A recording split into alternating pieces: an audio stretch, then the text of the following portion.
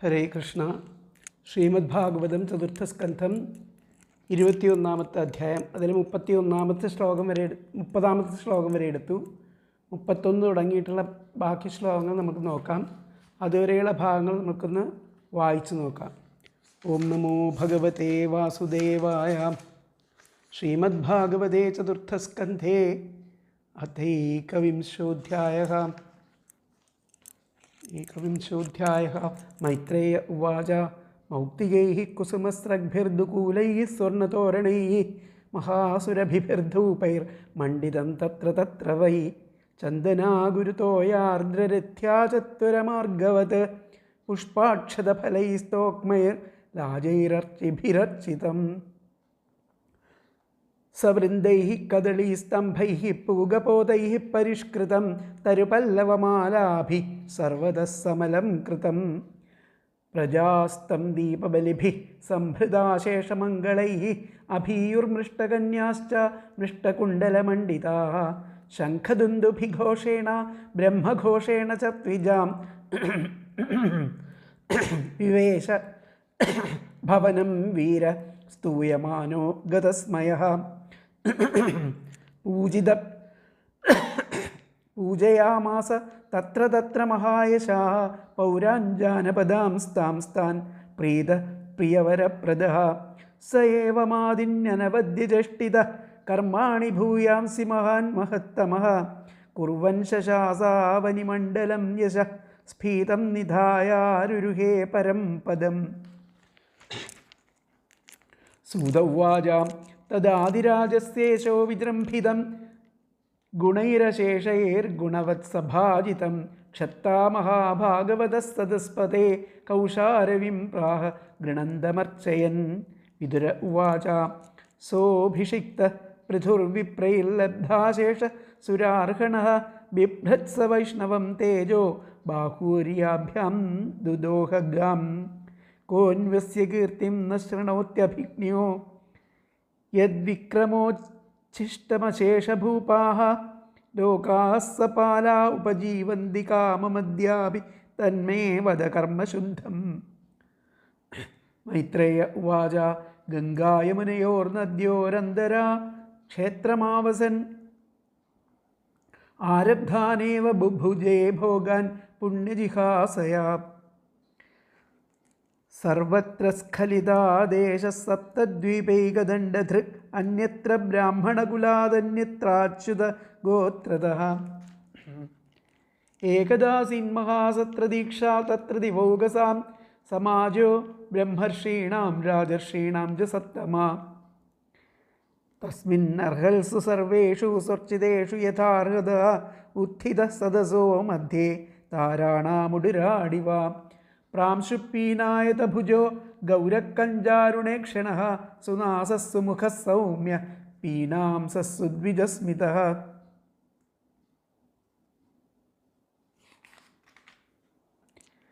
വ്യൂഢവക്ഷാ ബൃഹത്ശ്രോണിർ വലിവദ്ഗുദളോദരം ആവർത്തനാഭിരോജസ്വീ കാഞ്ചനോരുരുദഗ്രപാത് സൂക്ഷ്മവക്രാസിതസ്നിഗ്ധമൂർധജകമ്പുകന്ധര മഹാധനേ ദുകൂലാഗ്രേ പരിധായോപവീയ ച വ്യഞ്ജിതാശേഷഗാത്രശ്രീർ നിയമേന്യസ്തഭൂഷണഃ കൃഷ്ണാജിനധര ശ്രീമാൻ കുശപാണികൃതോചിതഃ ശിശിരസ്നിഗ്ധതാരാക്ഷ സമൈക്ഷതസമന്ദദഃ ഊജിവാനിദം ഉർവീശ സദഃ സംഹർഷയന്നിവ ചാരുചിത്രപദം ശ്ലക്ഷ്ണം മൃഷ്ടം ഗൂഢമവിക്ലവം സർവേഷാം ഉപകാരാർത്ഥം തദാ അനുവദന്നിവ.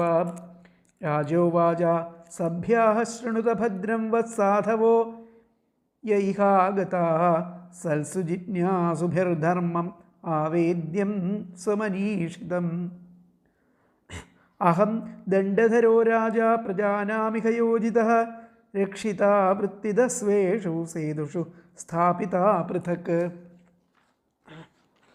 തസ്യമേതദനുഷ്ഠാനാദ്യാനാഹുർ ബ്രഹ്മവാദിനഃ ലോകാഃ സ്യുഃ കാമസന്തോഹാ യസ്യ തുഷ്യതി ദിഷ്ടദൃക് യ ഉദ്ധരേത്കരം രാജാ പ്രജാധർമ്മേഷ്വശിക്ഷയൻ പ്രജാനാം ശമലം ഭുങ്ക്തേ ഭഗം ച സ്വം ജഹാതി ച തത്പ്രജാഃ ഭർതൃപിണ്ഡാർത്ഥം സ്വാർത്ഥമേവാനസൂയവഃ കുരുതാധോക്ഷജധിയസ്തർഹി മേനുഗ്രഹ കൃതഃ യൂയം തദനുമോദധ്വം പിതൃദേവർഷയോ മലാഃ കർത്തുശാസ്തുരനുജ്ഞാതുസ്തുല്യം യത് പ്രേത്യ തൽഫലം അസ്തിയജ്ഞപതിർനാമ കേഷാംചിദ അർഹസത്തമാ ഇഹാമുത്രത ലക്ഷ്യന്തേ ജ്യോത്സ്നാവത്യ ക്വചിത് ഭുവഃ മനോരുത്താനുപാദസ്യ ധ്രുവസ്യാപി മഹീപതേഃ പ്രിയവ്രതസ്യ രാജർഷേരംഗസ്യാസ്തൽപിതുഃ പിതുഃ ഈദൃശാനാമധാന്യേഷാം അജസ്യ ച ഭവസ്യ ച പ്രഹ്ലാദസ്യ ബലേശ്ചാപി കൃത്യമസ്തി ഗതാഭൃതാ ദൗഹിത്ര്യാദീനൃതേ മൃത്യോ ശോച്യാൻ ധർമ്മവിമോഹിതാൻ വിസർഗസർഗാപവർഗാണാം പ്രായേണൈകാത്മ്യഹേതുന. അടുത്തതാണ് ഇനി അടുത്ത ശ്ലോകമാണ് എടുക്കാനുള്ളത്. അടുത്ത 3 ശ്ലോകങ്ങൾ ഒന്നിച്ചാണ്. യത്പാദസേവാഭിരുചിസ്തപസ്വിനാമശേഷജന്മോപചിതം മലം ധിയ സദ്യ ക്ഷിണോത്യന്വഹമേധതി സതി യഥാപദാങ്കുഷ്ഠ വിനിസൃതാ സരിത്. ആദ്യത്തെ ശ്ലോകം. രണ്ടാമത്തെ വിനിർധുതാശേഷമനോമല പുമാനസംഗ വിജ്ഞാനവിശേഷവീര്യവാൻ യദംഘ്രിമൂലേ കൃതകേതന പുനർന്ന സംസൃതിം ക്ലേശവഹാം പ്രപദ്യത്തെ തമേവ യൂയം ഭജതാത്മവൃത്തിഭിർമനോവജക്കായ ഗുണൈഃ സ്വകർമ്മഭിഃ അമായിനഃ കാമദുദാഘ്രി പങ്കജം യഥാധികാരാവസിതാർത്ഥ സിദ്ധയഃ. നോടി ചെല്ല. യത്പാദസേവാഭിരുചിസ്തപസ്വിനാമശേഷജന്മോപചിതം മലം ധിയ സദ്യക്ഷിണോത്യന്വഹമേധതി സതി യഥാപദാങ്കുഷ്ഠവിനിസൃതാ സരിത്. വിനിർധുതാശേഷമനോമല പുമാനസംഗവിജ്ഞാനവിശേഷവീര്യവാൻ യദംഘ്രിമൂലേ കൃതകേതന പുനർന സംസൃതിം ക്ലേശവഹാം പ്രപദ്യത്തെ തമേവ യൂയം ഭജതാത്മവൃത്തിഭിർമനോവജക്കായ ഗുണൈഃ സ്വകർമ്മഭിഃ അമായിനഃ കാമദുദാഘ്രിപങ്കജം യഥാധികാരാവസിതാർത്ഥ സിദ്ധയഃ. അപ്പോൾ യാതൊരാളുടെ ആ ശ്രീപാദങ്ങളെ ഭജിക്കുവാനുള്ള ആഗ്രഹം ജനിച്ചാൽ അത് ദിവസം തോറും വളർന്ന് സാത്വികമായി ഭവിച്ചിട്ട് ആ ഭഗവത് പാദാങ്കുഷ്ഠത്തിൽ നിന്നും ഉത്ഭവിച്ചിട്ടുള്ള ആ ഗംഗ എന്ന പോലെ ആ മഹർഷിമാരുടെ അനേക ജന്മങ്ങളാൽ കൂട്ടിവെച്ചിരിക്കുന്ന ആ മനോമാലിന്യത്തെ ഉടനടി ക്ഷയിപ്പിക്കുന്നുവോ. മഹർഷിമാരുടെ പോലും ആ അനേക ജന്മങ്ങളാൽ കൂട്ടിവെച്ചിരിക്കുന്ന ആ മനോമാലിന്യത്തെ ഉടനടി ക്ഷയിപ്പിക്കുന്നുവോ. യാതൊരു ആളുടെ ആ ശ്രീപാദമൂലത്തിൽ നിലയുറപ്പിച്ചിട്ട് തീരെ ഉപേക്ഷിക്കപ്പെട്ട ആ സർവമനോമാലിന്യങ്ങളോട് കൂടിയവനും അതുപോലെ നിസ്സംഗതയിലൂടെ ലഭിച്ച ആ വിജ്ഞാനത്തിൻ്റെ വീര്യത്തോടു കൂടിയവനും ആയിരിക്കുന്ന പുരുഷൻ ക്ലേശഭൂയിഷ്ഠമായിരിക്കുന്ന ആ സംസാരത്തെ വീണ്ടും പ്രാപിക്കാതെ ഇരിക്കുന്നുവോ. കാപട്യമന്യേ അവരവർക്ക് അർഹതപ്പെട്ട ോട് കൂടിയവരായിട്ട് അവനവന് വിധിച്ച ആ സ്വധർമ്മങ്ങളാലും ആ മനസ്സ്, വാക്ക്, ശരീരം എന്നിവയുടെ ഗുണങ്ങളാലും ആ കാമത്തെ ദോഹനം ചെയ്യുവാനുതകുന്ന ആ പാദപങ്കജത്തോട് കൂടിയിരിക്കുന്ന അദ്ദേഹത്തെ മാത്രം ഭവാന്മാർ ഭജിച്ചാലും, ഭഗവാനെ മാത്രം ഭജിച്ചാലും എന്നുള്ളത് പറയുകയാണ്. ഇങ്ങനെയുള്ള യൽപാദസേവാഭിരുചിസ്തപസ്വിന, യാതൊരാളുടെ ആ ശ്രീപാദപത്മങ്ങളെ ഭജിക്കാനുള്ള ആഗ്രഹം ജനിച്ചാൽ, തപസ്വിന മുനിമാർക്ക് പോലും അശേഷജന്മാപചിതം മലം ധിയ,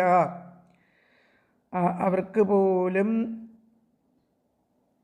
എന്താ പറഞ്ഞിരിക്കുന്നത്, അനേക ജന്മങ്ങളിൽ കൂട്ടിവെച്ചിരിക്കുന്ന ആ മനോമാലിന്യത്തെ ഉടനടി ക്ഷയിപ്പിക്കുന്ന ആളാണ് ആ ഭഗവാൻ. മലംധിയ സദ്യ ക്ഷിണോത്യന്വഹമേധതി സതി, പെട്ടെന്ന് തന്നെ അങ്ങനെ ആ ശ്രീപാദപത്മങ്ങളെ ഭജിക്കുമ്പോൾ അനുദിനം അത് വളർന്ന് എന്തുണ്ടാവുന്നു, സദ്യ ക്ഷിണോത്യന്വഹമേധതി സതി.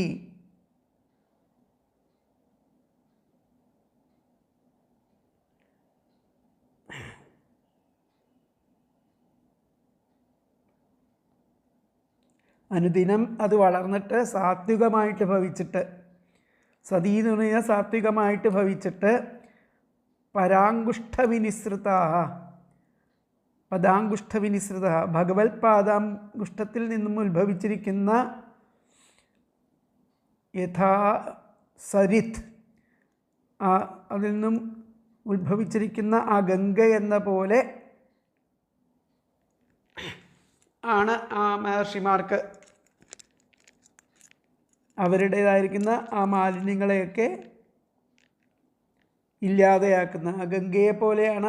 അതാണ് സദ്യ ക്ഷിണോത്യ അന്വഹമേധതി സതി യഥാ പദാങ്കുഷ്ഠവിനിസൃത സരിത്.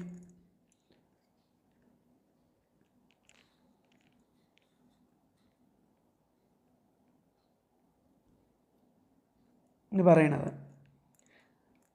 അപ്പോൾ അടുത്ത ശ്ലോകം, വിനിർധുതാശേഷ മനോമലപ്പുമാനസം അസംഗവിജ്ഞാന വിശേഷ വീര്യവാൻ യദംഘ്രിമൂലേ കൃതകേതന പുനർന്ന സംസ്കൃതിം ക്ലേശവഹാം പ്രപദ്യത്തെ. അപ്പോൾ യദംഘ്രിമൂലേ, യാതൊരാളുടെ ശ്രീപാദമൂലത്തിൽ നിലയുറപ്പിച്ചിട്ട്, കൃതകേതന നിലയുറപ്പിച്ചിട്ട് തീരെ ഉപേക്ഷിക്കപ്പെട്ട ആ സർവമാലിന്യങ്ങളോട് കൂടിയവനും, അതുപോലെ നിസ്സംഗതയിലൂടെ ലഭിച്ചിരിക്കുന്ന ആ വിജ്ഞാനത്തിൻ്റെ വീര്യത്തോടു കൂടിയവനും ആയിരിക്കുന്ന പുരുഷൻ ആ ക്ലേശഭൂയിഷ്ഠമായിരിക്കുന്ന സംസാരത്തെ വീണ്ടും പ്രാപിക്കാതെ ഇരിക്കുന്നുവോ? അങ്ങനെയുള്ളവർ സംസാരത്തെ വീണ്ടും ജനനമരണങ്ങളെ വീണ്ടും പ്രാപിക്കുന്നില്ല.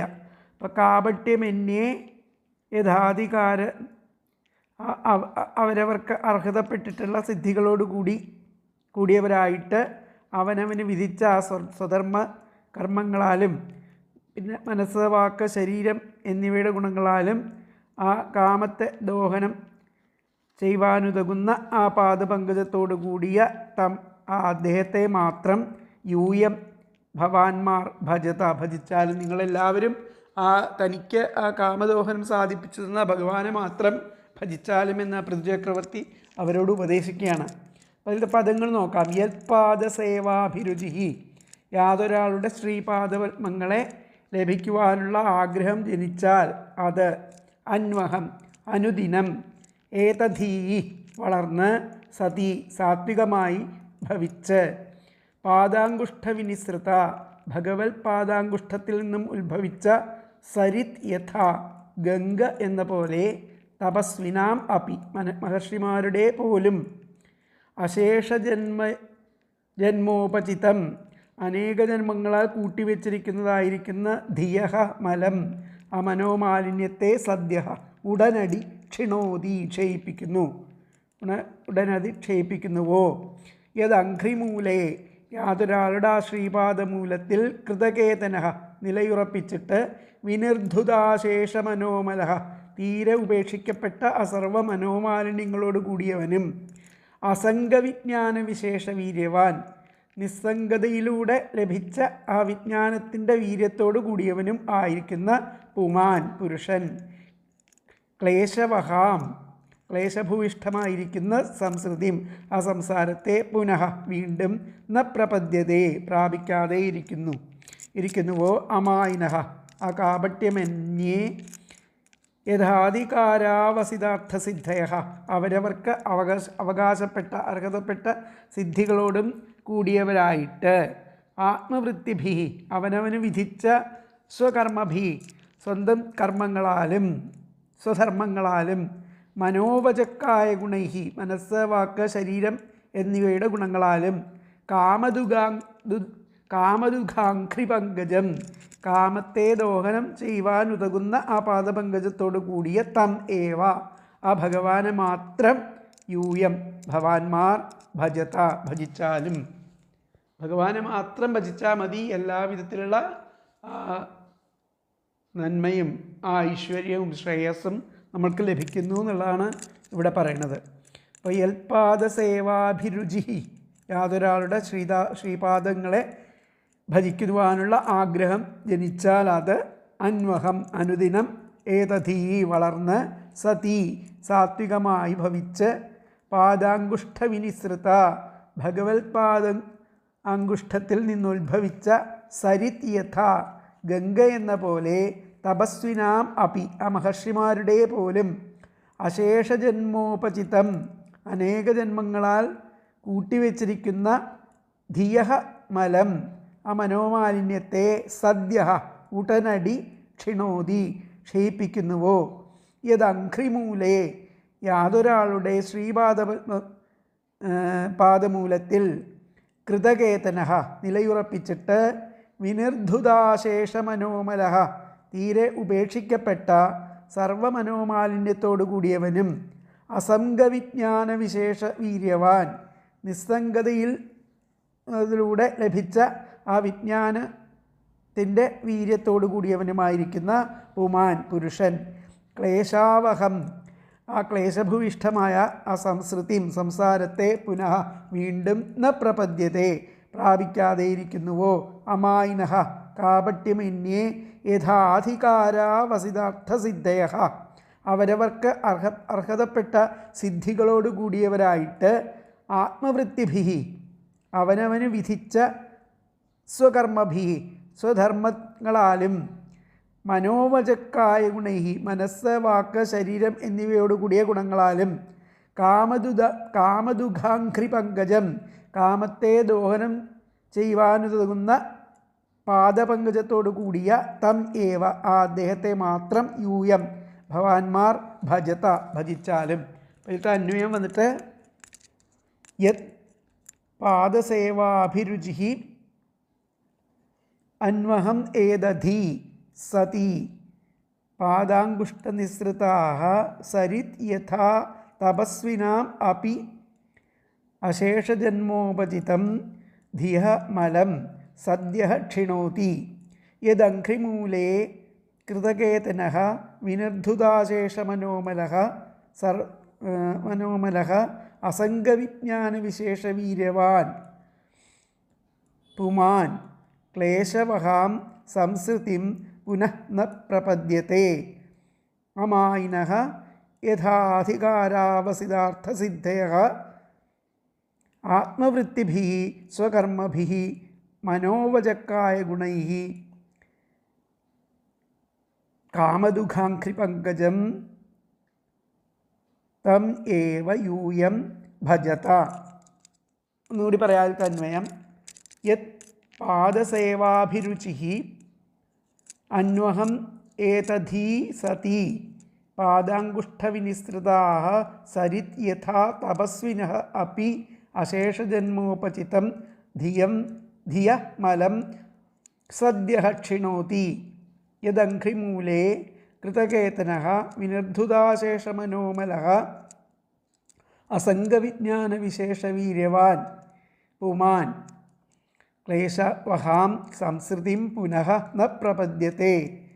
അമായിനഃ യഥാധികാരാവസിതാർത്ഥസിദ്ധയഃ ആത്മവൃത്തിഭിः സ്വകർമ്മഭിः മനോവചക്കായ ഗുണൈः കാമദുഃഖാഘ്രി പങ്കജം തം ഏവ യൂയം ഭജത. ഇത് തന്നെയാണ് പറയുമ്പോൾ യാതൊരാളുടെ ആ ശ്രീപാദപത്മങ്ങളിലുള്ള ആസക്തി ക്രമേണ അഭിവൃദ്ധി പ്രാപിച്ചിട്ട് ആ തപസ്വികൾക്ക് പോലും അനേക ജന്മങ്ങളിൽ ആർജിച്ചിരിക്കുന്ന ആ മനോമാലിന്യത്തെ ക്ഷണനേരം കൊണ്ട് ശമിപ്പിക്കുവാൻ കഴിയുന്നുവോ ആ ഭഗവാനെ ഭജിച്ചാലും. ഭഗവത്പാദാങ്കുഷ്ഠത്തിൽ നിന്നും നിർഗളിച്ച ഗംഗാനദി ക്രമേണ വൃദ്ധി പ്രാപിച്ച് ആ ത്രൈലോക്യത്തെ പരിപാവനമാക്കുന്നത് പോലെയാണ് ആ ശ്രീപാദസേവയുടെയും ഫലം. അതാണ് ഇതിൽ പറഞ്ഞിരിക്കുന്നത്. അതാണ് പറഞ്ഞ യാതൊരാളുടെ ശ്രീപാദങ്ങളെ ഭജിക്കുവാനുള്ള ആഗ്രഹം ജനിച്ചാൽ പിന്നെ അനുദിനം അത് വളർന്ന് സാത്വികമായി ഭവിച്ച് ആ ഭഗവത്പാദാങ്കുഷ്ഠങ്ങളിൽ നിന്നും ഉത്ഭവിച്ചിരിക്കുന്ന ഗംഗയെപ്പോലെ ആ തപസ്വിമാർക്ക് പോലും ആ അനേക ജന്മങ്ങളാൽ കൂട്ടിവെച്ചിരിക്കുന്ന ആ മനോമാലിന്യത്തെ ഉടനടി ക്ഷയിപ്പിക്കുന്നുവോ. അതുപോലെ യാതൊരാളുടെ ശ്രീപാദമൂലത്തിൽ നിലയുറപ്പിച്ചിട്ട് തീരെ ഉപേക്ഷിക്കപ്പെട്ട സർവ്വമനോമാലിന്യങ്ങളോട് കൂടിയവനും നിസ്സംഗതയിലൂടെ ലഭിച്ച വിജ്ഞാനത്തിൻ്റെ വീര്യത്തോടു കൂടിയവനുമായിരിക്കുന്ന പുരുഷൻ ആ ക്ലേശഭൂയിഷ്ടമായിരിക്കുന്ന സംസാരത്തെ വീണ്ടും പ്രാപിക്കാതെ ഇരിക്കുന്നുവോ.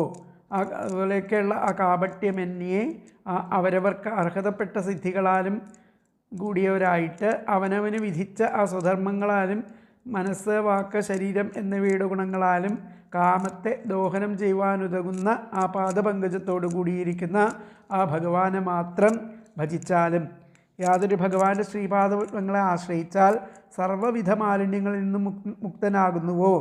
ആ നിസ്സംഗത്വം, വിശേഷജ്ഞാനം, വിവേകം, വീര്യം ഇത്യാദികൾ സമ്പാദിക്കാൻ കഴിയുന്നുവോ.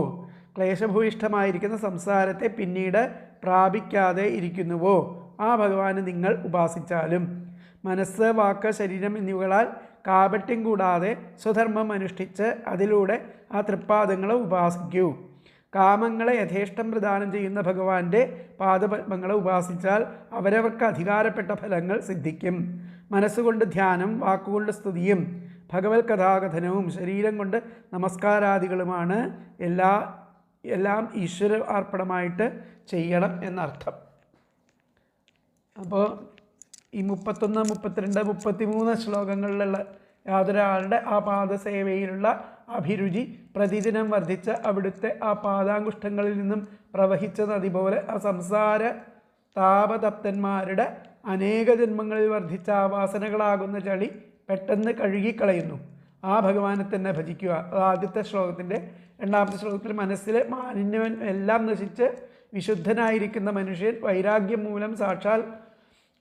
മൂലം സാക്ഷാത്കാരമാകുന്ന വീര്യം കലർന്ന് യാതൊരു ഭഗവാന്റെ ദിവ്യപാദം ആശ്രയിച്ച് പിന്നെ ആ ക്ലേശകരമായിരിക്കുന്ന സംസാരത്തെ പ്രാപിക്കില്ലയോ. ആ ഭഗവാനെ തന്നെ ഭജിക്കുക.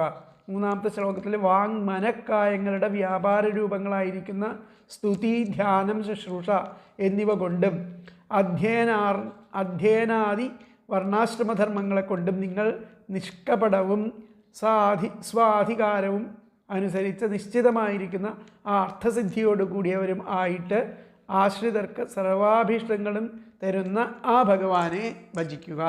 അതാണ് ഇതിൽ പറഞ്ഞിരിക്കുന്നത്.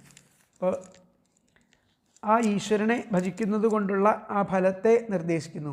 ഈശ്വരപ്രീത്യർത്ഥം നിരന്തരം അനുഷ്ഠിക്കുന്ന കർമ്മം നിമിത്തം സാധകന് ഭഗവത്പാദഭജനത്തിൽ അഭിരുചി നിത്യവും വർദ്ധിച്ചു വരും.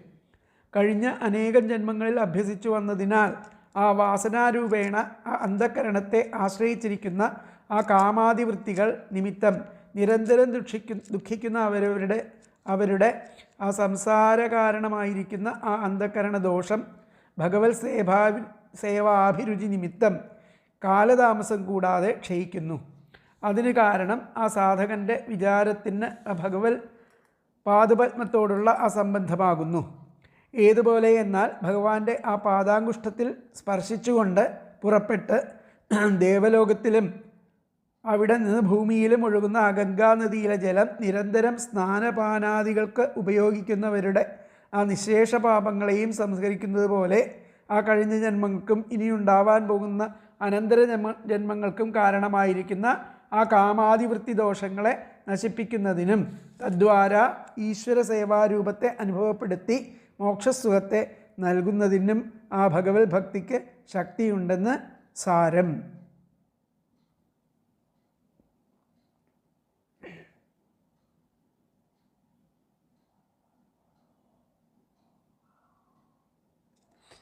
അപ്പോൾ ആ ഭഗവത് ഭജനം മുക്തിയെ നൽകുന്ന എന്ന് പൂർവ്വശ്ലോകത്തിൽ സൂചിപ്പിച്ചിട്ടുണ്ട്. ആ മാർഗത്തെ വിശദമാക്കിയിട്ട് പറയുന്നു. ഭഗവാന്റെ പാദഭക്തി നിമിത്തം മനസ്സിൽ കാമാതിവൃത്തികൾ അങ്കുരിക്കാതിരിക്കും. അപ്പോൾ തുച്ഛങ്ങളായിരിക്കുന്ന വിഷയഭോഗങ്ങളിൽ വിരക്തി ജനിക്കും. അതുനിമിത്തം ഈശ്വര സ്വരൂപമായിരിക്കുന്ന ആനന്ദത്തെ പ്രകാശിപ്പിക്കുന്നതിന് അന്ധകരണം സമർത്ഥമായി വരും.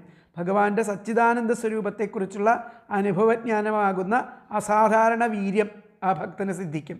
രണ്ടാമത് ആ ജന്മമരണാദി ദുഃഖങ്ങൾക്ക് കാരണമായിരിക്കുന്ന ആ ഭാവന ഉണ്ടാകാതെയും ഭവിക്കും. ഇങ്ങനെ ആ ഭക്തൻ സംസാരത്തിൽ നിന്നും മുക്തനാകും.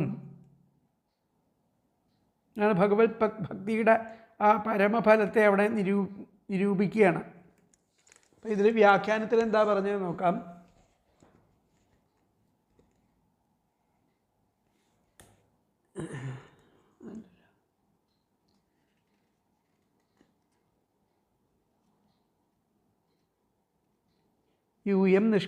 നിങ്ങൾ നിഷ്കപടമായിട്ട് ആ സത്തുക്കളുടെ സന്തോമനോവച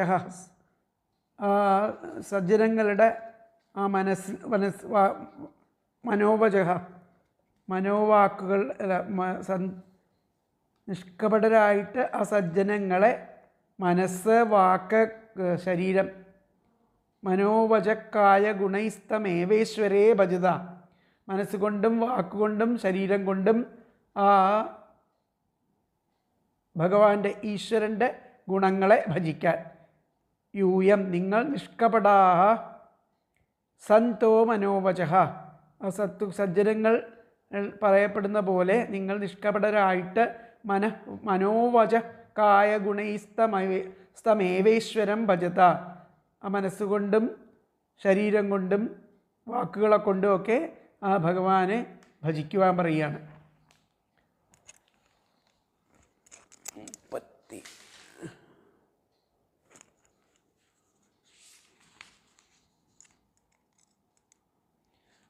അപ്പോൾ അതിലത്തെ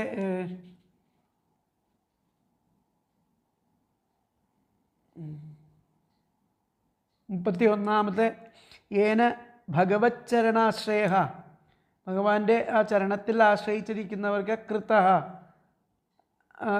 ഇരിക്കുന്നവർ കൃതഃ സ ക്ലേശവഹാം സംസൃതിം ന പ്രപദ്യതേ ഭഗവാൻ ചരണങ്ങളെ ആശ്രയിച്ചിരിക്കുന്നവർക്ക്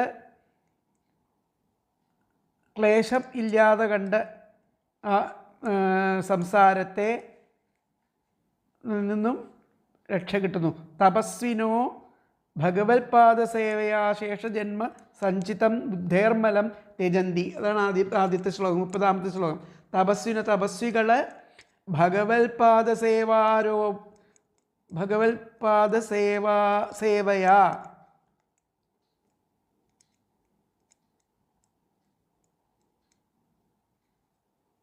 ഭഗവത്പാദസേവയുടെ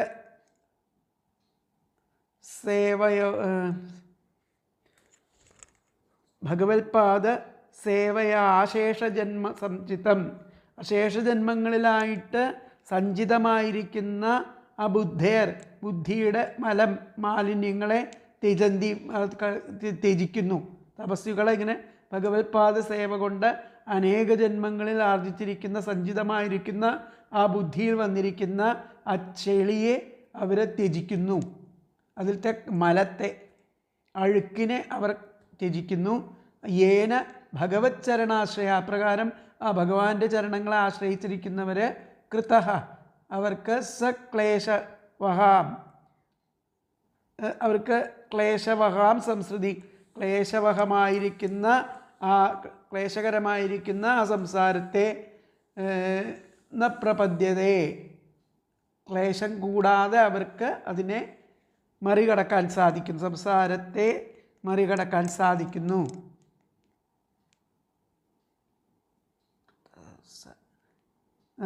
യേന ഭഗവച്ചരണാശ്രയ കൃതഃ ഭഗവച്ചരണാശ്രയം കൊണ്ട് കൃതമായിരിക്കുന്ന സക്ലേശവഹാം ആ ക്ലേശവഹമായിരിക്കുന്ന സംസൃതിയെ ന പ്രപദ്യത്തെ അവർക്ക് ക്ലേശം കൂടാതെ ക്ലേശവഹാംന ക്ലേശം കൂടാതെ അവർക്ക് ആ സംസാരത്തെ കടക്കാനാവുന്നു, പ്രപദ്യത്തെ തരണം ചെയ്യാനാവുന്നു. യൂയം നിഷ്കപടഃ നിങ്ങൾ നിഷ്കപടന്മാരായിട്ട് ആ സന്തോ ആ സന്യാസിമാർ പറയുന്ന ഈ ഈശ്വരനെ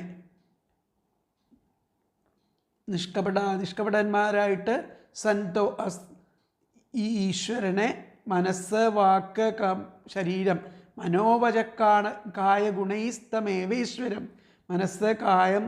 മനസ്സ് ശരീരം വാക്ക് ഇവ കൊണ്ട് ആ ഗുണാതീതനായിരിക്കുന്ന ഏവേശ്വരം ഈ ഈശ്വരനെ ഭജിക്കുവാൻ. അതിലത്തെ വ്യാഖ്യാനം പറഞ്ഞ് നമുക്കൊന്ന് നോക്കാം.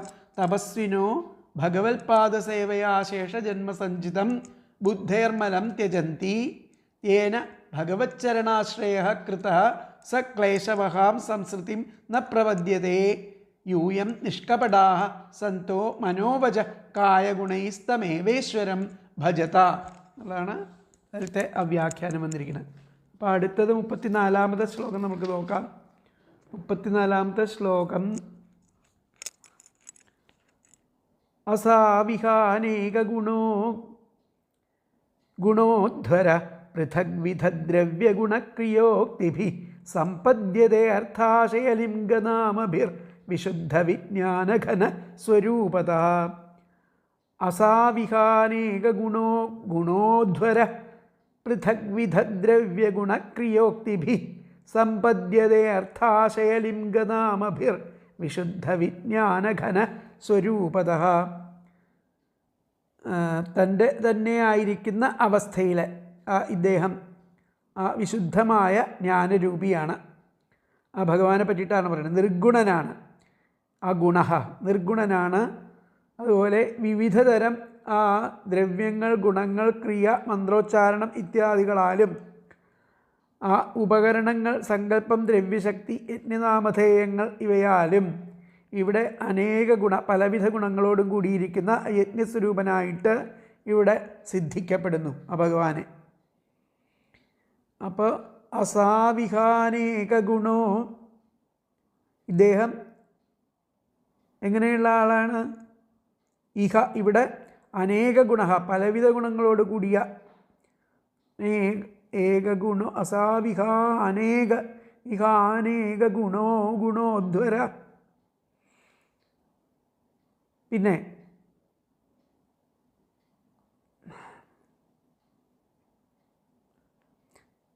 പൃഥഗ്വിധദ്രവ്യഗുണക്രിയോക്തിഭിः, ദ്രവ്യങ്ങളെ, ഗുണങ്ങളെ, ക്രിയ, മന്ത്രോച്ചാരണം ഇത്യാദികളാലും അർത്ഥാശയലിംഗനാമഭിः ക്രിയോക്തിഭിः സമ്പദ്യത്തെ. അപ്പോൾ വിവിധതരം ദ്രവ്യങ്ങൾ, ഗുണങ്ങൾ, ക്രിയ, മന്ത്രോച്ചാരണം, യജ്ഞനാമധേയങ്ങൾ ഇവയാലും അനേക ഗുണ, പലവിധ ഗുണങ്ങളോടുകൂടിയ അധ്വര യജ്ഞസ്വരൂപനായിട്ട് സമ്പദ്യതേർത്ഥാശയലിംഗനാമഭിർ വിശുദ്ധവിജ്ഞാനഘന സ്വരൂപതഃ.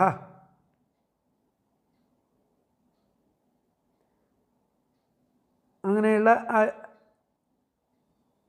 ഗുണോധ്വര, അനേക ഗുണങ്ങൾക്ക് ആ യജ്ഞസ്വരൂപനായിട്ട് അദ്ദേഹത്തെ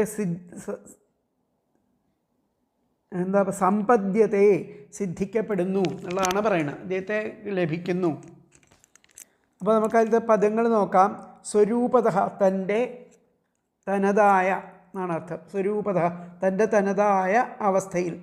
അസൗ, ഇദ്ദേഹം വിശുദ്ധവിജ്ഞാനഘനഃ, വിശുദ്ധമായിരിക്കുന്ന ജ്ഞാനസ്വരൂപിയും അഗുണഃ, നിർഗുണനും ആണ്. പക്ഷേ പൃഥഗ്വിധദ്രവ്യഗുണക്രിയോക്തിഭിः, അങ്ങനെ നിർഗുണനായാലും വിവിധതരം ദ്രവ്യങ്ങൾ, ഗുണങ്ങൾ, ക്രിയ, വസ്തുക്കൾ, മന്ത്രോച്ചാരണം ഇത്യാദികളും ഇങ്ങനെ പലവിധത്താലും അർത്ഥാശയലിംഗനാമഭിः ഉപകരണങ്ങൾ, സങ്കല്പം, ദ്രവ്യശക്തി, യജ്ഞനാമധേയങ്ങൾ ഇവയാലൊക്കെ ഇവിടെ അനേക ഗുണ, പലവിധ ഗുണങ്ങളോട് കൂടിയിരിക്കുന്ന ആ യജ്ഞരൂപനായിട്ട് അസമ്പദ്യതയെ നമുക്ക് ഇവിടെ സിദ്ധിക്കപ്പെടുന്നു, ആ ഭഗവാനെ സിദ്ധിക്കപ്പെടുന്നു എന്ന് പറയുന്നത്. അപ്പോൾ സ്വരൂപത എന്ന് പറയുന്ന തൻ്റെ തനതായ അവസ്ഥയിൽ അസൗ, ഇദ്ദേഹം വിശുദ്ധവിജ്ഞാനഘനഃ, വിശുദ്ധമായിരിക്കുന്ന ജ്ഞാനസ്വരൂപിയും അഗുണ, നിർഗുണനും ആണ്. പക്ഷേ പൃഥഗ്വിധദ്രവ്യഗുണക്രിയോക്തിഭി, വിവിധതരം ദ്രവ്യങ്ങൾ, ഗുണങ്ങൾ, ക്രിയാ, മന്ത്രോച്ചാരണം ഇത്യാദികളാലും അർത്ഥാശയ ലിംഗനാമഭി, ആ ഉപകരണങ്ങൾ, സങ്കല്പം, ദ്രവ്യശക്തി, യജ്ഞനാമധേയങ്ങൾ ഇവയാലും ഇഹ ഇവിടെ അനേക ഗുണ പലവിധം ഗുണങ്ങളോട് കൂടിയിരിക്കുന്ന അധ്വര ആ യജ്ഞരൂപനായിട്ട് സമ്പദ്യതയെ സിദ്ധിക്കപ്പെടുന്നു. അതിലത്തെ അന്വയം വന്നിട്ട് സ്വരൂപത അസൗ വിശുദ്ധവിജ്ഞാനഘന അഗുണ പൃഥഗ്വിധദ്രവ്യക്രിയോക്തിഭിः അർത്ഥാശയലിംഗനാമഭിः ഇഹ അനേകഗുണഃ അധ്വരഃ സമ്പദ്യതേ. അപ്പോൾ ഒന്നുകൂടി പറയാം. സ്വരൂപതഃ അസൗ വിശുദ്ധവിജ്ഞാനഘനഃ അഗുണഃ പൃഥഗ്വിധദ്രവ്യഗുണക്രിയോക്തിഭിः അർത്ഥാശയലിംഗനാമഭിः ഇഹ അനേകഗുണഃ അധ്വരഃ സമ്പദ്യതേ. തൻ്റെ തനതായിരിക്കുന്ന അവസ്ഥയിൽ ഇദ്ദേഹം വിശുദ്ധമായിരിക്കുന്ന ജ്ഞാനരൂപിയും നിർഗുണനുമാണ്. പക്ഷേ ആ വിവിധ തരം ദ്രവ്യങ്ങൾ, ഗുണങ്ങൾ, ക്രിയാ, മന്ത്രോച്ചാരണം ഇത്യാദികളാലും അർത്ഥാശയ ഉപകരണങ്ങൾ, സങ്കല്പം, ദ്രവ്യശക്തി, യജ്ഞ, നാമധേയങ്ങൾ ഇവയാലും ഇവിടെ ആ പലവിധം ഗുണങ്ങളോട് കൂടിയിരിക്കുന്ന യജ്ഞരൂപനായിട്ട് സിദ്ധിക്കപ്പെടുന്നു. ഭഗവാൻ സ്വതവേ നിർഗുണനാണ്, വിശുദ്ധജ്ഞാന സ്വരൂപിയാണ്. യജ്ഞാംഗങ്ങളായിരിക്കുന്ന ദ്രവ്യം, ഗുണം, ക്രിയ, മന്ത്രം ഇത്യാദികളാൽ വിധിപ്രകാരം നടത്തുന്ന യജ്ഞത്തിൽ സഗുണത്വം സ്വീകരിച്ച് ആ യജ്ഞരൂപിയായിത്തീരണം. യജ്ഞസംബന്ധികളായിരിക്കുന്ന അർത്ഥം അഥവാ ദ്രവ്യം, ആശയം, ലിംഗം അഥവാ പദാർത്ഥശക്തി എന്നിവയാലാണ് ആ ജ്യോതിഷ്ടോമാദികളായിരിക്കുന്ന യജ്ഞങ്ങൾ സാധ്യമാകുന്നത്. അവയിലൂടെ ആ നിർഗുണനായിരിക്കുന്ന ഭഗവാനെ സഗുണനായ യജ്ഞസ്വരൂപനായിട്ട് ദർശിച്ച് ഉപാസിക്കാം. ആ ഭഗവാന്റെ യജ്ഞാവതാരമായിരിക്കുന്ന ഇന്ദ്രൻ അശ്വത്തെ അപഹരിച്ചപ്പോഴും പൃഥു കോപിച്ചു. യജ്ഞം ഭഗവത് സ്വരൂപം തന്നെ എന്നോർത്ത് അതിലുള്ള ഒരു പശ്ചാത്താപചിന്ത ഇവിടെ ധ്വനിക്കുന്നുണ്ട്. അപ്പോൾ ഇതിൽ പറഞ്ഞിരിക്കുന്ന അർത്ഥം 34-ാമത്തെ ശ്ലോകത്തിൽ ആ സർവശക്തനായിരിക്കുന്ന ഭഗവാൻ പരിശുദ്ധ ജ്ഞാനസ്വരൂപനും നിർഗുണനുമാണെങ്കിലും ഈ കർമ്മമാർഗത്തിൽ പലതരം ഗുണക്രിയോക്തികളാലും ഉപകാരം, സങ്കല്പം, പദാർത്ഥശക്തി, ജ്യോതിഷ്ടോമാദി നാമങ്ങൾ ഇവയാലും നാനാവിശേഷങ്ങളോട് കൂടിയിരിക്കുന്ന യജ്ഞസ്വരൂപനായിട്ട് തീരണു. അപ്പോൾ ഭഗവത് ഭജനം മുക്തിയെ നൽകുമെന്ന് അപൂർവ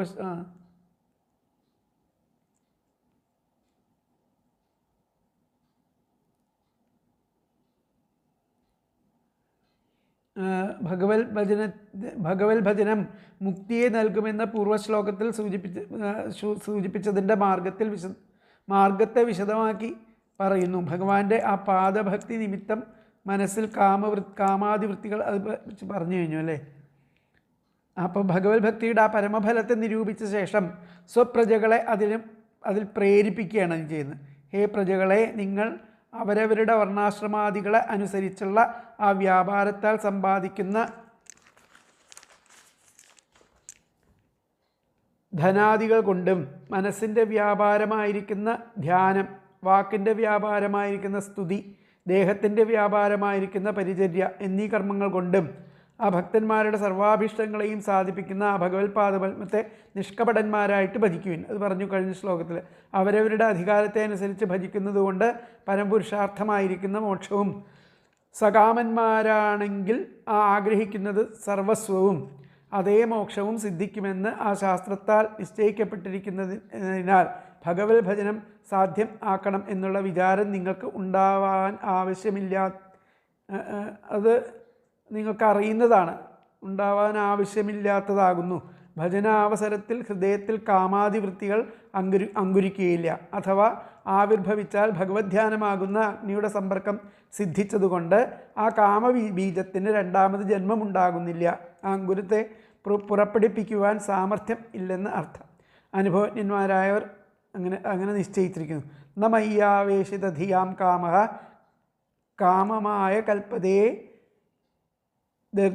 ഗർജിതാഃ ക്വഥിതാധാനാഃ പ്രായോ ബീജായ നേഷ്യത്തെ. ഇപ്പോൾ ബുദ്ധിവൃത്തികളോട് കൂടിയവരുടെ ആ കാമം കാമവൃത്തിയായി ഭവിക്കുകയില്ല. എൻ്റെ സമ്പർക്കം നിമിത്തം ആ വൃത്തിയുടെ ദോഷം നശിച്ചിരിക്കുന്നു. വറുത്ത വിത്ത് വിതച്ചാൽ മുളയ്ക്കാതെ ഇരിക്കും. അതുപോലെ ഭക്തന്മാരുടെ കാമം പുനഃസംസാര കാരണം ആയിരിക്കുകയില്ല എന്നാണ് ആ ഭഗവാന്റെ വചനം. അതിനാൽ ഭജനം ഭക്തിക്കും മുക്തിക്കും കാരണമെന്ന് നിശ്ചയിച്ച് ആ ഭഗവാനെ തന്നെ നിങ്ങൾ ഭജിക്കുവിൻ. എന്നിട്ട് ആ ഭഗവാനെ ഭജിക്കുവിൻ എന്ന് ഉപദേശിച്ചുവല്ലോ. ആ ഭജിക്കേണ്ടതായിരിക്കുന്ന ക്രമത്തെ ഈ ശ്ലോകം കൊണ്ട് ഉപദേശിക്കുകയാണ് ചെയ്യുന്നത്. ഭജിക്കുന്ന താനും ഭജനം ചെയ്യുന്ന കർമ്മവും ഭജിക്കുവാൻ ഉപയോഗിക്കുന്ന യാഗാദികളും ഭഗവാനിൽ നിന്നും ഭിന്നങ്ങൾ അല്ലെന്നുള്ള ഭാവനയുടെ ദാർഢ്യമാണ് ഭക്തന് ആ പരമഫലത്തെ ജനിപ്പിക്കുന്നത് എന്നുള്ള ആ രഹസ്യത്തെയാണ് ഈ ശ്ലോകത്തിൽ സൂചിപ്പിച്ചിരിക്കുന്നത്. ഭഗവാന്റെ പരമാർത്ഥമായ സ്വരൂപം പരിശുദ്ധമായിരിക്കുന്ന ജ്ഞാനം മാത്രമാകുന്നു. അതിനാൽ ഭഗവാന്റെ ആ പ്രാകൃത ഗുണങ്ങളുടെ സംബന്ധം കിട്ടാതെ നിത്യാനന്ദ മൂർത്തിയായിരിക്കുന്നു എങ്കിലും ജീവാനുഗ്രഹത്തിനായിട്ട് ആ ലോകത്തിൽ ഭിന്ന ഭിന്നങ്ങളായിരിക്കുന്ന ദ്രവ്യങ്ങൾ, ഗുണങ്ങൾ, കർമ്മങ്ങൾ, മന്ത്രങ്ങൾ, സങ്കല്പങ്ങൾ, പദാർത്ഥ ശക്തികൾ എന്നിവയായിട്ടും ഇവയാൽ അനുഷ്ഠിക്കപ്പെടുന്ന യജ്ഞങ്ങളായിട്ടും ഭവിച്ചിരിക്കുന്നു. അങ്ങനെ നാമരൂപങ്ങളായി കാണപ്പെടുന്ന സർവസ്വവും ഭഗവത് രൂപങ്ങളാണെന്നുള്ള ബോധത്തോടുകൂടി നിങ്ങൾ ആ ഭഗവാനെ ഭജിച്ചാൽ ഭഗവാനോടുകൂടെ അതേ സായുജ്യം നിങ്ങൾക്ക് സിദ്ധിക്കും എന്നുള്ളതാണ് 54-ാമത്തെ ശ്ലോകത്തിൻ്റെ അർത്ഥം. ഇതൊക്കെ വലിയ വലിയ അർത്ഥങ്ങളാണ്, നിങ്ങൾ നല്ലപോലെ ഗ്രഹിക്കേണ്ടതായിട്ടുള്ള അർത്ഥങ്ങളാണ്. അടുത്ത ശ്ലോകം 35-ാമത്തെ. അപ്പോൾ ഇതിലത്തെ ആ വ്യാഖ്യാനം എന്താ പറഞ്ഞതെന്ന് നോക്കാം.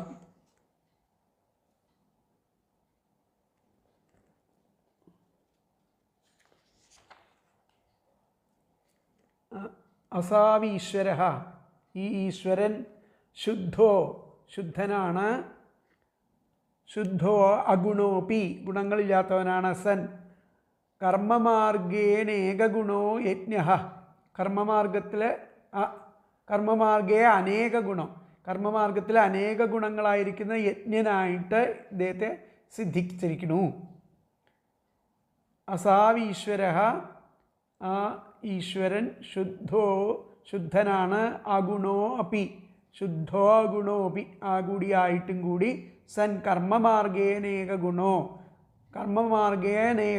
കർമ്മമാർഗത്തിൽ അനേക ഗുണനായിട്ട് യജ്ഞനായിട്ട് സമ്പദ്യതേ സിദ്ധിച്ചിരിക്കുന്നു. യജ്ഞേ വൈ വിഷ്ണുരിതി ശ്രുതേ, ആ യജ്ഞം എന്ന് പറയുന്നത് ആ വിഷ്ണുവിനാണ് ചെയ്യണത്, വിഷ്ണുവാണ് ഈശ്വരൻ.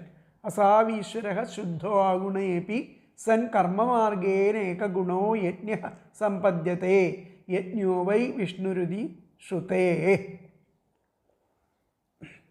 ആണ് 34-ാമത്തെ ശ്ലോകം. അപ്പോൾ അടുത്തത് 35-ാമത്തെ ശ്ലോകം. പ്രധാനകാലാശയധർമ്മസംഗ്രഹേ ശരീരയേഷ പ്രതിപദ്യചേതനം ക്രിയാഫലത്വേന വിഭുർവിഭാവ്യതേ യഥാനലോദാരുഷു തൽഗുണാത്മകഃ. പ്രധാനകാലാശയധർമ്മസംഗ്രഹേ ശരീരയേഷ പ്രതിപദ്യചേതനം ക്രിയാഫലത്വേന വിഭുർവിഭാവ്യതേ യഥാനലോദാരുഷു തൽഗുണാത്മകഃ. ഈ സർവേശ്വരൻ പ്രധാനകാലാശയധർമ്മസംഗ്രഹേ, അമൂലപ്രകൃതി, കാലശക്തി, വാസന, മുജ്ജന്മകർമ്മം എന്നിവയുടെ ആകത്തുകയായിരിക്കുന്ന ആ ശരീരത്തിൽ ചൈതന്യത്തെ ഉണർത്തിച്ചിട്ട് ആ വിറകു കഷണത്തിൽ അഗ്നി അവയുടെ ആ ഗുണത്തിന് അനുസൃതമായിട്ട് ഇങ്ങനെ ജ്വലിക്കുന്നുവോ അപ്രകാരം ആ കർമ്മങ്ങളുടെ ഫലരൂപത്തിൽ അവിടെ കാണപ്പെടുന്നു എന്നാണ് പറയുന്നത്. പ്രധാനകാലാശയധർമ്മസംഗ്രഹേ, ആ സർവേശ്വരൻ പ്രധാനകാലാശയധർമ്മസംഗ്രഹേ, ആ മൂലപ്രകൃതി, കാലശക്തി, വാസന, മുജ്ജന്മകർമ്മം എന്നിവയുടെ ആകത്തുകയായിരിക്കുന്ന ശരീരേ, ആ ശരീരത്തിൽ ചേതനാം, ആ ചൈതന്യത്തെ പ്രതിപദ്യ ഉണർത്തിച്ചിട്ട്, ദാരുഷു, ആ വിറകു കഷ്ണത്തിലെ അനലഹ, അഗ്നി, തൽ ഗുണാത്മക ഹേത, അവയുടെ ആ ഗുണത്തിനനുസൃതമായിട്ട് എങ്ങനെ ജ്വലിക്കുന്നുവോ ക്രിയാഫലത്വേന, അപ്രകാരം ആ കർമ്മങ്ങളുടെ ഫലരൂപത്തിൽ ആ വിഭാവ്യത്തെ അവിടെ കാണപ്പെടുന്നു. ഇതിലത്തെ പദങ്ങളൊന്നും കൂടി നോക്കാം നമുക്ക്. ഏഷഃ വിഭുഃ, ഈ സർവേശ്വരൻ, പ്രധാനകാലാശയധർമ്മസംഗ്രഹേ, മൂലപ്രകൃതി, കാലശക്തി, വാസന, മുജ്ജന്മകർമ്മം എന്നിവയുടെ ആകത്തുകയായിരിക്കുന്ന ആണ് പ്രധാനകാലാശയ ധർമ്മസംഗ്രഹേ, ആകത്തുകയായിരിക്കുന്ന ശരീരേ, ആ ശരീരത്തിൽ ചേതനാം, ചൈതന്യത്തെ പ്രതിപദ്യ ഉണർത്തിച്ചിട്ട് ദാരുഷു വിറകു കഷ്ണത്തിൽ അനലഹ അഗ്നി തൽ ഗുണാത്മക തഥാ തൽ ഗുണാത്മക യഥാ അവയുടെ ആ ഗുണത്തിന് അനുസൃതമായിട്ട് എങ്ങനെ ജ്വലിപ്പിക്കുന്നുവോ ക്രിയാഫലത്വേന അപ്രകാരം ആ കർമ്മങ്ങളുടെ ഫലരൂപത്തിൽ വിഭാവ്യതയെ കാണപ്പെടുന്നു. ഇവിടെ പറയാം ഏഷ വിഭു ഈ സർവേശ്വരൻ പ്രധാന കാലാശയധർമ്മ സംഗ്രഹേ മൂലപ്രകൃതി കാലശക്തി വാസന മുജ്ജന്മകർമ്മം എന്നിവയുടെ ആകത്തുകയായിരിക്കുന്ന ശരീരേ ആ ശരീരത്തിൽ ചേതനാം ചൈതന്യത്തെ പ്രതിപദ്യ ഉണർത്തിച്ച് ദാരുഷു വിറകു കഷ്ണത്തിൽ അനലഹ അഗ്നി തൽ ഗുണാത്മക യഥാ അവയുടെ ഗുണത്തിനനുസൃതമായിട്ട് എങ്ങനെ ജ്വലിക്കുന്നുവോ ക്രിയാഫലത്വേന അപ്രകാരം കർമ്മങ്ങളുടെ ഫലരൂപത്തിൽ വിഭാവ്യതയെ കാണപ്പെടുന്നു. അന്വയം വന്നിട്ട് ഏഷ വിഭു പ്രധാനകാലാശയ ധർമ്മസംഗ്രഹേ ശരീരേ ചേതനാം പ്രതിപദ്യ ദാരുഷു അനലഹ തദ്ഗുണാത്മക യഥാ ക്രിയാഫലത്വേന വിഭാവ്യത്തെ. ഒന്നുകൂടി പറയാം. ഏഷ വിഭു പ്രധാനകാലാശയധർമ്മസംഗ്രഹേ ശരീരേ ചേതനാം പ്രതിപദ്യ അനലഹ ദാരുഷു അനലഹ യഥാ തദ്ഗുണാത്മക യഥാ ക്രിയാഫലത്വേന വിഭാവ്യതേ.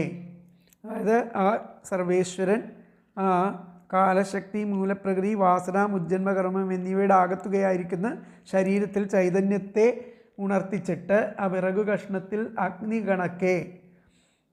കണക്കെ അവയുടെ ആ ഗുണത്തിന് അനുസൃതമായിട്ട് ജ്വലിക്കുന്നുവോ അപ്രകാരം ആ കർമ്മങ്ങളുടെ ഫലരൂപത്തിൽ കാണപ്പെടുന്നു. പ്രധാനം സാഖ്യത്തിലെ കാലം ആശയം ധർമ്മം ഇവയിൽ നിന്നും ഉത്ഭവിച്ചിരിക്കുന്ന ദേഹത്തിൽ അത് ശരീരം ദേഹത്തിൽ വ്യാപിച്ചിരിക്കുന്ന ഭഗവാൻ ചേതനാരൂപത്തിൽ ജൈവസ്വരൂപേണ അതിൽ പ്രവേശിച്ച് ഓരോ തരം വിറകുകളിലും അഗ്നി വ്യത്യസ്ത തരത്തിൽ കത്തുന്നത് പോലെ അവനവൻ്റെ കർമ്മത്തിനനുസൃതമായിരിക്കുന്ന ഫലത്തെ പ്രദാനം ചെയ്യുന്നു.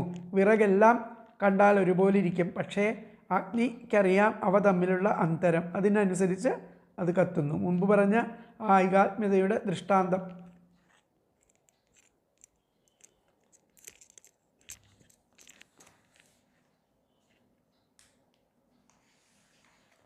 അപ്പോൾ ഈ ഭഗവാൻ തന്നെ ആ അവ്യക്തം കാലം വാസനകൾ അദൃഷ്ടം എന്നിവയാലുണ്ടായിരിക്കുന്ന ഈ ശരീരത്തിൽ ബുദ്ധിയിൽ പ്രതിഫലിച്ചിട്ട് അഗ്നിവിറകിൽ കടന്നുകൂടി അതിൻ്റെ ഗുണങ്ങളെ പ്രാപിക്കുന്നത് പോലെ സ്വർഗാദി രൂപങ്ങളായിരിക്കുന്ന ഫലങ്ങളെ പ്രാപിക്കണു ആണ് പറഞ്ഞിരിക്കുന്നത്. അപ്പോൾ ഭഗവാനെ ഭജിക്കുവൻ എന്ന് ഉപദേശിച്ചുവല്ലോ. ഭജിക്കേണ്ടതായ ക്രമത്തെ അത് പറഞ്ഞു. ഇനി കർമ്മങ്ങൾ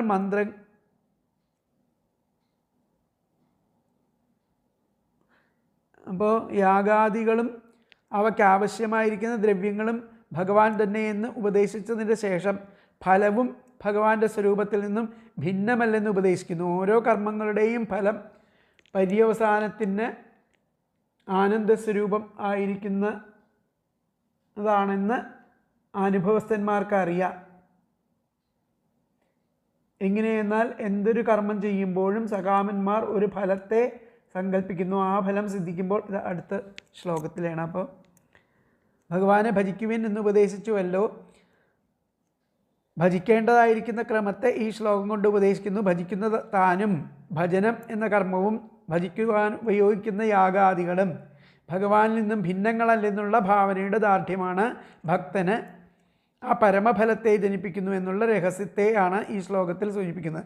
ഭഗവാന്റെ ആ പരമാർത്ഥമായിരിക്കുന്ന സ്വരൂപം പരിശുദ്ധമായിരിക്കുന്ന ജ്ഞാനം മാത്രമാകുന്നു. അതിനാൽ ഭഗവാന്റെ പ്രാകൃത ഗുണങ്ങളുടെ സംബന്ധം കൂടാതെ ആ നിത്യ ആനന്ദമൂർത്തിയായിരിക്കുന്നുവെങ്കിലും ആ ജീവാനുഗ്രഹത്തിനായിട്ട് ആ ലോകത്തിൽ ഭിന്ന ഭിന്നങ്ങളായിരിക്കുന്ന ദ്രവ്യങ്ങൾ, ഗുണങ്ങൾ, ശക്തികൾ, ദ്രവ്യങ്ങൾ, മന്ത്രങ്ങൾ, സങ്കല്പങ്ങൾ, പദാർത്ഥങ്ങൾ, ശക്തികൾ എന്നിവയായിട്ടും ഇവയാൽ അനുഷ്ഠിക്കപ്പെടുന്ന യജ്ഞങ്ങളായിട്ടും ഭവിച്ചിരിക്കുന്നു. ആ നാമരൂപങ്ങളായി കാണപ്പെടുന്ന സർവവും ഭഗവത് രൂപങ്ങളാണെന്നുള്ള ആ ബോധത്തോടുകൂടെ നിങ്ങൾ ഭഗവാനെ ഭജിച്ചാൽ ഭഗവാനോടുകൂടെ തന്നെ നിങ്ങൾക്ക് സായുജ്യം ലഭിക്കും.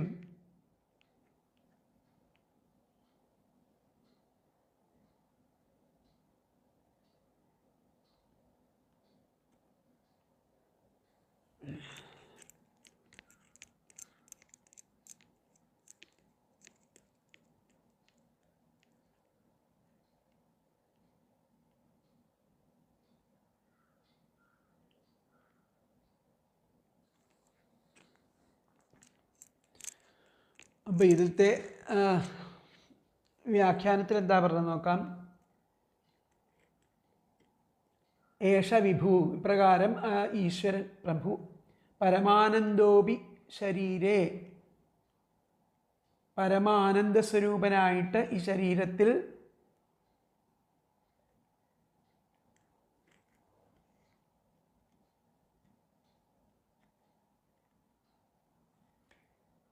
വിഷമാകാരം ബുദ്ധിം പ്രാപ്യ,